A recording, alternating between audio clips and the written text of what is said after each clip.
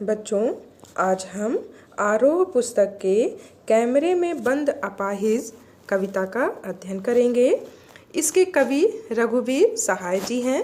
तो सबसे पहले हम कवि का संक्षिप्त जीवन परिचय देख लेते हैं। रघुवीर सहाय समकालीन हिंदी कविता के संवेदनशील कवि हैं। इनका जन्म लखनऊ उत्तर प्रदेश में सन 1929 में हुआ था। इनकी संपूर्ण शिक्षा लखनऊ में ही हुई। वहीं से इन्होंने अंग्रेजी साहित्य में एमए किया। प्रारंभ में ये पेशे से पत्रकार थे। इन्होंने प्रतीक अखबार में सहायक संपादक के रूप में काम किया। फिर ये आकाशवाणी के समाचार विभाग में रहे। कुछ समय तक हैदराबाद से निकलने वाली पत्रिका कल्पना और उसके बाद दैनिक नवभारत टाइम्स तथा दिनमान से संबद्ध रहे। साहित्य सेवा के कारण इन्हें साहित्य अकादमी पुरस्कार से सम्मानित किया गया। इनका देहावसान अर्थात मृत्यु सन 1990 दिल्ली में हुई। इनकी प्रमुख रचनाएं हैं सीढ़ियों पर धूप में, आत्महत्या के विरुद्ध, हंसो हंसो जल्दी हंसो, लोग भूल गए हैं आदि। अब हम कविता के बारे में उसका संक्षिप्त परिचय जान लेते हैं कि किस तथ्य को उजागर किया गया है कविता में। तो कैमरे में बंद अपाहिज कविता को लोग भूल गए हैं काव्य संग्रह से लिया गया है। इस कविता में कवि ने शारीरिक चुनौती को झेल रहे व्यक्ति की पीड़ा के साथ साथ दूर संचार माध्यमों के चरित्र को भी रेखांकित किया गया है। किसी की पीड़ा को दर्शक वर्ग तक पहुंचाने वाले व्यक्ति को उस पीड़ा के प्रति स्वयं संवेदनशील होने और दूसरों को संवेदनशील बनाने का दावेदार होना चाहिए। आज विडंबना यह है कि जब पीड़ा को यानी किसी भी व्यक्ति के पीड़ा को पर्दे पर दिखाने का, उभारने का प्रयास किया जाता है तो कारोबारी दबाव के तहत यानी मुनाफे के लिए प्रस्तुतकर्ता का रवैया संवेदनहीन हो जाता है। यानी अपने मुनाफे के लिए, अपने फायदे के लिए जो प्रस्तुतकर्ता होता है वह यह भूल जाता है कि जिसका वह प्रोग्राम बनाकर कार्यक्रम प्रस्तुत कर रहा है उसे इस बात से कितनी पीड़ा हो रही होगी। यह कविता टेलीविज़न स्टूडियो के भीतर की दुनिया को समाज के सामने प्रकट करती है। साथ ही उन सभी व्यक्तियों की तरफ इशारा करती है जो दुख, दर्द, यातना, वेदना आदि को बेचना चाहते हैं। अर्थात ऐसे कार्यक्रमों का प्रस्तुतिकरण करते हैं जिनमें लोगों की पीड़ा को दिखाकर वह उसका व्यावसायीकरण करते हैं। तो सारांश रूप में हम कह सकते हैं कि इस कविता में दूरदर्शन के संचालक स्वयं को शक्तिशाली बताते हैं तथा दूसरों को कमजोर मानते हैं। वे विकलांग से पूछते हैं कि क्या आप अपाहिज हैं? आप अपाहिज हैं तो क्यों हैं? तो इस तरह के प्रश्नों को पूछकर जो संचालक होता है वह कोशिश करता है कि दर्शकों में करुणा का भाव जगा सके। इस तरह के कार्यक्रम को वह सामाजिक उद्देश्य कहता है। परंतु पर्दे पर वक्त की कीमत है, यह पंक्ति कविता में आई है। तो इस पंक्ति के माध्यम से, इस वाक्य से उसके व्यापार की पोल खुल जाती है। अर्थात वह समय सीमा के अंदर ही अपने कार्यक्रम की प्रस्तुति करने के लिए बाध्य है। और जब यह पंक्ति वह दोहराता है तो इससे पता चल जाता है कि वह किसी भी व्यक्ति का, जिसका वो कार्यक्रम दिखा रहा होता है, उसका व्यावसायीकरण करना चाहता है। तो आइए कविता का अध्ययन करते हैं।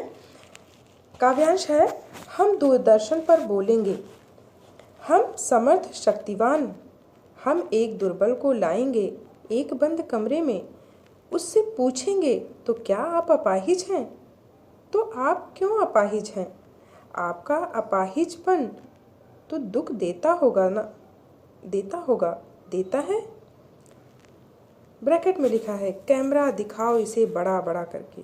हाँ तो बताइए आपका दुख क्या है? जल्दी बताइए, वह दुख बताइए, बता नहीं पाएगा। इसकी व्याख्या देखते हैं। यहाँ हम शब्द मीडिया के लिए प्रयोग किया गया है, पत्रकार के लिए प्रयोग किया गया है जो किसी व्यक्ति का साक्षात्कार ले रहा है, उसका इंटरव्यू ले रहा है किसी कार्यक्रम पर। समर्थ का अर्थ यहाँ पर सक्षम से है, शक्तिवान का तात्पर्य है ताकतवर। तो यहाँ पर पत्रकार यानी मीडिया संचालक वो स्वयं को शक्तिवान और ताकतवर मानता है और अन्य लोगों को दुर्बल और कमज़ोर मानता है। कवि यहाँ मीडिया के लोगों की मानसिकता का वर्णन करते हुए कहता है कि मीडिया के लोग स्वयं को समर्थ व शक्तिशाली मानते हैं, अर्थात उनको ऐसा लगता है कि वे सब कुछ करने में समर्थ हैं, कुछ भी दिखाने में समर्थ हैं, लोगों तक पहुंचाने में समर्थ हैं, वो बहुत शक्तिशाली हैं, वो सत्य को असत्य और असत्य को सत्य भी करके दिखा सकते हैं।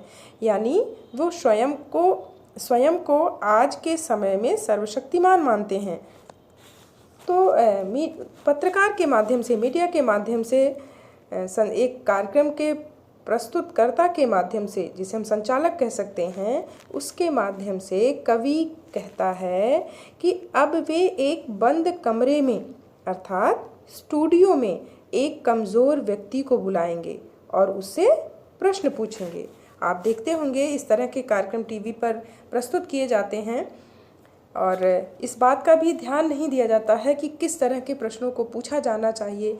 क्या ये प्रश्न किसी भी व्यक्ति के मन को आहत कर रहा है? उस संवेदनशीलता को ध्यान में न रखते हुए सीमा से परे जाकर ऐसे प्रश्नों को पूछा जाता है जो कि नहीं पूछा जाना चाहिए, जो किसी व्यक्ति को पीड़ा पहुंचा सकते हैं। किंतु अपने कार्यक्रम की प्रस्तुति को ध्यान में रखकर और उसका व्यावसायीकरण करने के लिए, फ़ायदा लेने के लिए, कार्यक्रम की टीआरपी बढ़ाने के लिए ऐसे प्रश्न पूछे जाते हैं। आपने ऐसे भी टीवी कार्यक्रमों पे देखा होगा, जो मीडिया होती है, जो पत्रकार होते हैं, वो एक घायल व्यक्ति से ये पूछते हैं कि आपको कैसा महसूस हो रहा है, या एक जो व्यक्ति मृत्यु के कगार पर खड़ा है उससे पूछते हैं कि आपको कैसा महसूस हो रहा है, आपकी स्थिति ऐसे कैसे हो गई, इसका कारण क्या है। तो इस तरह के प्रश्न इस स्थिति में नहीं पूछा जाना चाहिए। इस तरह के प्रश्न समाज के संवेदनहीनता का परिचायक है। तो उसी तरह के प्रश्नों को इस कविता में भी कवि ने प्रस्तुत किया है इन पंक्तियों के माध्यम से कि एक बंद कमरे में अर्थात स्टूडियो में एक कमज़ोर व्यक्ति को बुलाएंगे और उससे प्रश्न पूछेंगे। ऐसे ऐसे प्रश्न पूछेंगे जो उसके मन को आहत कर देंगे। वह कमज़ोर व्यक्ति एक अपाहिज है, अपंग है, अर्थात दिव्यांग है, और उस अपंग व्यक्ति से प्रश्न पूछा जाएगा कि क्या आप अपाहिज हैं? यह भी कोई प्रश्न होता है। आप सामने से देख रहे हो कि वह व्यक्ति अपंग है, दिव्यांग है, और फिर भी आप उससे प्रश्न पूछ रहे हो कि क्या आप अपाहिज हैं। तो कहीं ना कहीं यह प्रश्न उस व्यक्ति को बहुत आहत करता है, उसे पीड़ा देता है। यदि दूसरा प्रश्न पूछते हैं कि यदि हैं तो आप क्यों अपाहिज हैं? अरे, उस व्यक्ति का मन था कि वो अपाहिज हो जाए। क्या उसे इस बात से खुशी मिलती है कि वह अपाहिज हो जाए? तो इस प्रश्न का उत्तर वो क्या दे सकता है? अगला प्रश्न पूछते हैं कि क्या आपका अपाहिजपन आपको दुख देता है? किसी का अपाहिजपन भी क्या किसी को सुख देता है?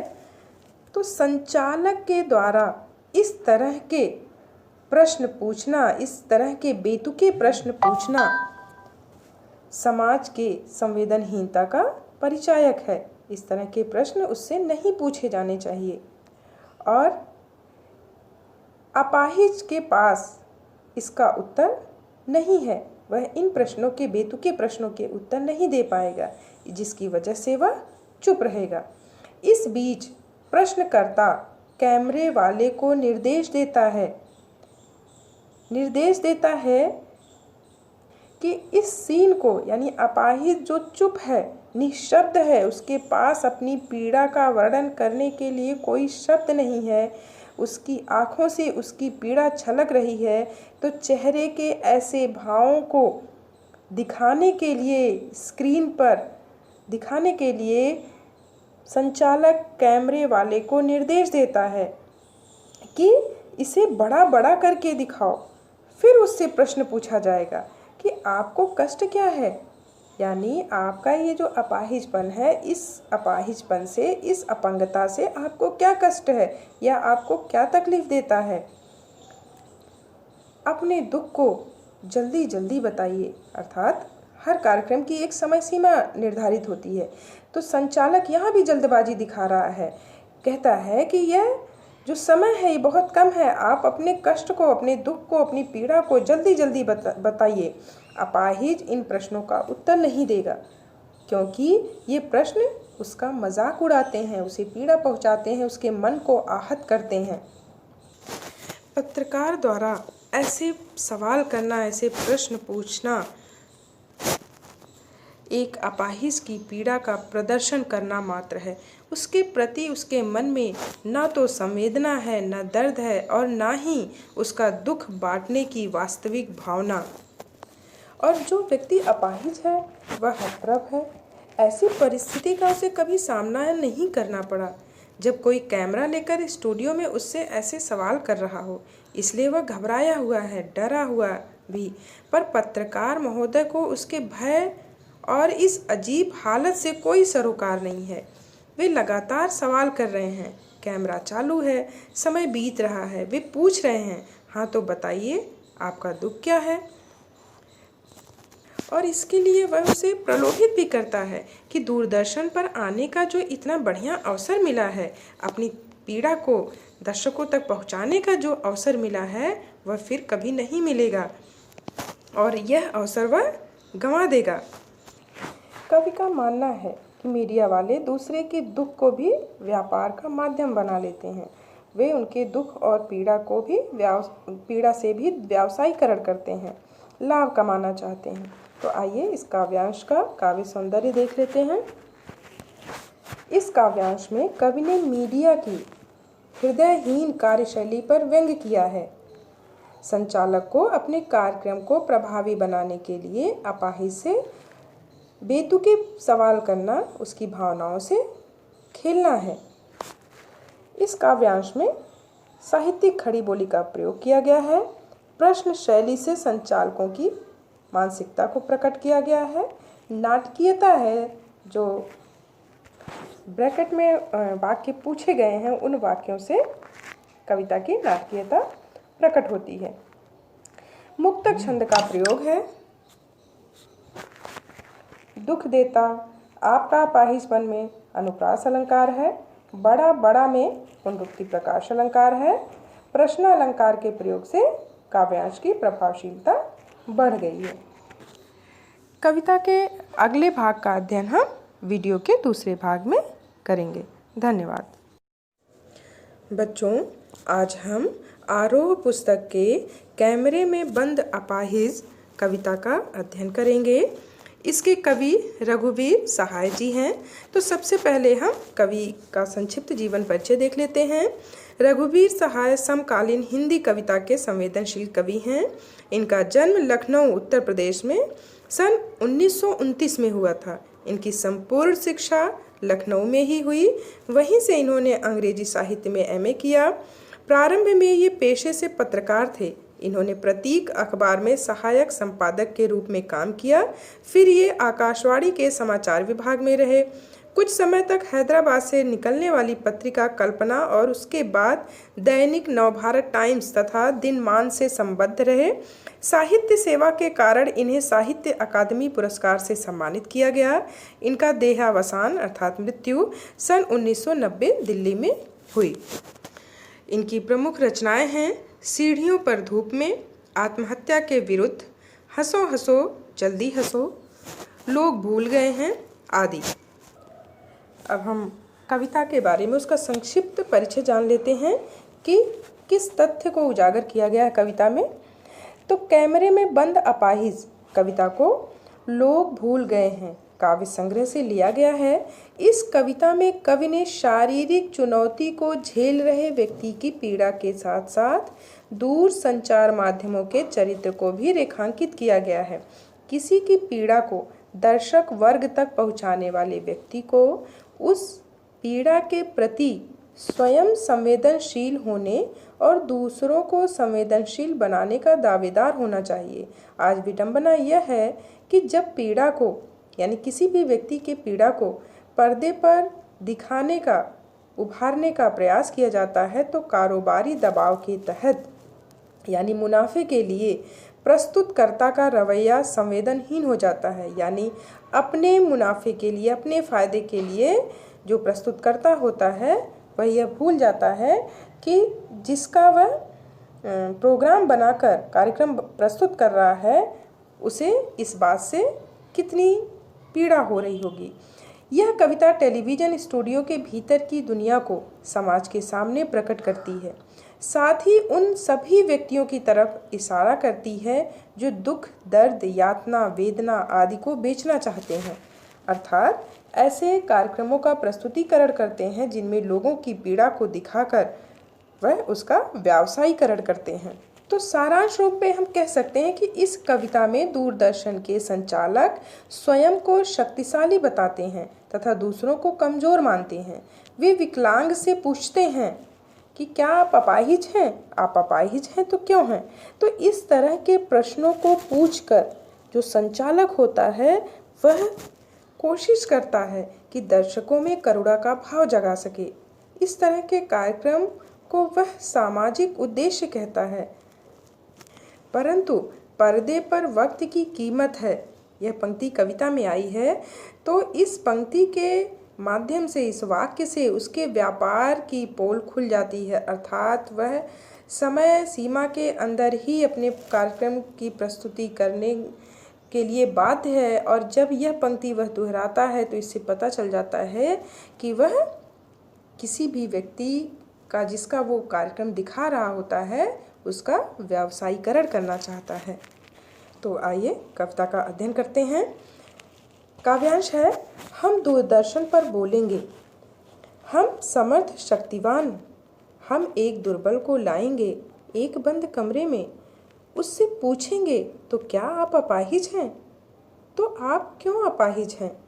आपका अपाहिजपन तो दुख देता होगा ना? देता होगा, देता है? ब्रैकेट में लिखा है, कैमरा दिखाओ इसे बड़ा बड़ा करके। हाँ तो बताइए आपका दुख क्या है? जल्दी बताइए, वह दुख बताइए, बता नहीं पाएगा। इसकी व्याख्या देखते हैं। यहाँ हम शब्द मीडिया के लिए प्रयोग किया गया है, पत्रकार के लिए प्रयोग किया गया है जो किसी व्यक्ति का साक्षात्कार ले रहा है, उसका इंटरव्यू ले रहा है किसी कार्यक्रम पर। समर्थ का अर्थ यहाँ पर सक्षम से है, शक्तिवान का तात्पर्य है ताकतवर।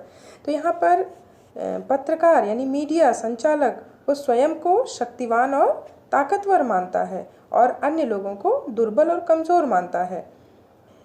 कवि यहाँ मीडिया के लोगों की मानसिकता का वर्णन करते हुए कहता है कि मीडिया के लोग स्वयं को समर्थ व शक्तिशाली मानते हैं, अर्थात उनको ऐसा लगता है कि वे सब कुछ करने में समर्थ हैं, कुछ भी दिखाने में समर्थ हैं, लोगों तक पहुंचाने में समर्थ हैं, वो बहुत शक्तिशाली हैं, वो सत्य को असत्य और असत्य को सत्य भी करके दिखा सकते हैं। यानी वो स्वयं को आज के समय में सर्वशक्तिमान मानते हैं। तो पत्रकार के माध्यम से, मीडिया के माध्यम से, एक कार्यक्रम के प्रस्तुतकर्ता के माध्यम से, जिसे हम संचालक कह सकते हैं, उसके माध्यम से कवि कहता है कि अब वे एक बंद कमरे में अर्थात स्टूडियो में एक कमज़ोर व्यक्ति को बुलाएंगे और उससे प्रश्न पूछेंगे।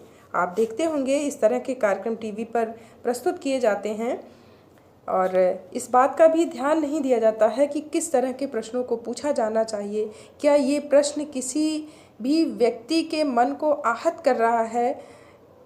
उस संवेदनशीलता को ध्यान में न रखते हुए सीमा से परे जाकर ऐसे प्रश्नों को पूछा जाता है जो कि नहीं पूछा जाना चाहिए, जो किसी व्यक्ति को पीड़ा पहुंचा सकते हैं। किंतु अपने कार्यक्रम की प्रस्तुति को ध्यान में रखकर और उसका व्यावसायीकरण करने के लिए, फ़ायदा लेने के लिए, कार्यक्रम की टीआरपी बढ़ाने के लिए ऐसे प्रश्न पूछे जाते हैं। आपने ऐसे भी टीवी कार्यक्रमों पे देखा होगा, जो मीडिया होती है, जो पत्रकार होते हैं, वो एक घायल व्यक्ति से ये पूछते हैं कि आपको कैसा महसूस हो रहा है, या एक जो व्यक्ति मृत्यु के कगार पर खड़ा है उससे पूछते हैं कि आपको कैसा महसूस हो रहा है, आपकी स्थिति ऐसे कैसे हो गई, इसका कारण क्या है। तो इस तरह के प्रश्न इस स्थिति में नहीं पूछा जाना चाहिए। इस तरह के प्रश्न समाज के संवेदनहीनता का परिचायक है। तो उसी तरह के प्रश्नों को इस कविता में भी कवि ने प्रस्तुत किया है इन पंक्तियों के माध्यम से कि एक बंद कमरे में अर्थात स्टूडियो में एक कमज़ोर व्यक्ति को बुलाएंगे और उससे प्रश्न पूछेंगे, ऐसे ऐसे प्रश्न पूछेंगे जो उसके मन को आहत कर देंगे। वह कमज़ोर व्यक्ति एक अपाहिज है, अपंग है अर्थात दिव्यांग है, और उस अपंग व्यक्ति से प्रश्न पूछा जाएगा कि क्या आप अपाहिज हैं? यह भी कोई प्रश्न होता है? आप सामने से देख रहे हो कि वह व्यक्ति अपंग है, दिव्यांग है, और फिर भी आप उससे प्रश्न पूछ रहे हो कि क्या आप अपाहिज हैं, तो कहीं ना कहीं यह प्रश्न उस व्यक्ति को बहुत आहत करता है, उसे पीड़ा देता है। यदि है, दूसरा प्रश्न पूछते हैं कि यदि हैं तो आप क्यों अपाहिज हैं? अरे, उस व्यक्ति का मन था कि वो अपाहिज हो जाए, क्या उसे इस बात से खुशी मिलती है कि वह अपाहिज हो जाए? तो इस प्रश्न का उत्तर वो क्या दे सकता है? अगला प्रश्न पूछते हैं कि क्या आपका अपाहिजपन आपको दुख देता है? किसी का अपाहिजपन भी क्या किसी को सुख देता है? तो संचालक के द्वारा इस तरह के प्रश्न पूछना, इस तरह के बेतुके प्रश्न पूछना समाज के संवेदनहीनता का परिचायक है। इस तरह के प्रश्न उससे नहीं पूछे जाने चाहिए। और अपाहिज के पास इसका उत्तर नहीं है, वह इन प्रश्नों के बेतुके प्रश्नों के उत्तर नहीं दे पाएगा, जिसकी वजह से वह चुप रहेगा। इस बीच प्रश्नकर्ता कैमरे वाले को निर्देश देता है कि इस सीन को, यानी अपाहिज जो चुप है, निशब्द है, उसके पास अपनी पीड़ा का वर्णन करने के लिए कोई शब्द नहीं है, उसकी आँखों से उसकी पीड़ा छलक रही है, तो चेहरे के ऐसे भावों को दिखाने के लिए, स्क्रीन पर दिखाने के लिए संचालक कैमरे वाले को निर्देश देता है कि इसे बड़ा बड़ा करके दिखाओ। फिर उससे प्रश्न पूछा जाएगा कि आपको कष्ट क्या है, यानी आपका ये जो अपाहिजपन है, इस अपाहिजपन से, इस अपंगता से आपको क्या कष्ट है या आपको क्या तकलीफ देता है? अपने दुख को जल्दी जल्दी बताइए। अर्थात हर कार्यक्रम की एक समय सीमा निर्धारित होती है, तो संचालक यहाँ भी जल्दबाजी दिखा रहा है। कहता है कि यह जो समय है ये बहुत कम है, आप अपने कष्ट को, अपने दुख को, अपनी पीड़ा को जल्दी जल्दी बताइए। अपाहिज इन प्रश्नों का उत्तर नहीं देगा, क्योंकि ये प्रश्न उसका मजाक उड़ाते हैं, उसे पीड़ा पहुंचाते हैं, उसके मन को आहत करते हैं। पत्रकार द्वारा ऐसे सवाल करना, ऐसे प्रश्न पूछना एक अपाहिज की पीड़ा का प्रदर्शन करना मात्र है। उसके प्रति उसके मन में न तो संवेदना है, न दर्द है, और ना ही उसका दुख बांटने की वास्तविक भावना। और जो व्यक्ति अपाहिज है वह हतप्रभ है। ऐसी परिस्थिति का उसे कभी सामना नहीं करना पड़ा जब कोई कैमरा लेकर स्टूडियो में उससे ऐसे सवाल कर रहा हो, इसलिए वह घबराया हुआ है, डरा हुआ भी। पर पत्रकार महोदय को उसके भय और इस अजीब हालत से कोई सरोकार नहीं है। वे लगातार सवाल कर रहे हैं, कैमरा चालू है, समय बीत रहा है। वे पूछ रहे हैं, हाँ तो बताइए आपका दुख क्या है? और इसके लिए वह उसे प्रलोभित भी करता है कि दूरदर्शन पर आने का जो इतना बढ़िया अवसर मिला है, अपनी पीड़ा को दर्शकों तक पहुंचाने का जो अवसर मिला है, वह फिर कभी नहीं मिलेगा और यह अवसर वह गंवा देगा। कवि का मानना है कि मीडिया वाले दूसरे के दुख को भी व्यापार का माध्यम बना लेते हैं। वे उनके दुख और पीड़ा से भी व्यावसायीकरण करते हैं, लाभ कमाना चाहते हैं। तो आइए इस काव्यांश का काव्य सौंदर्य देख लेते हैं।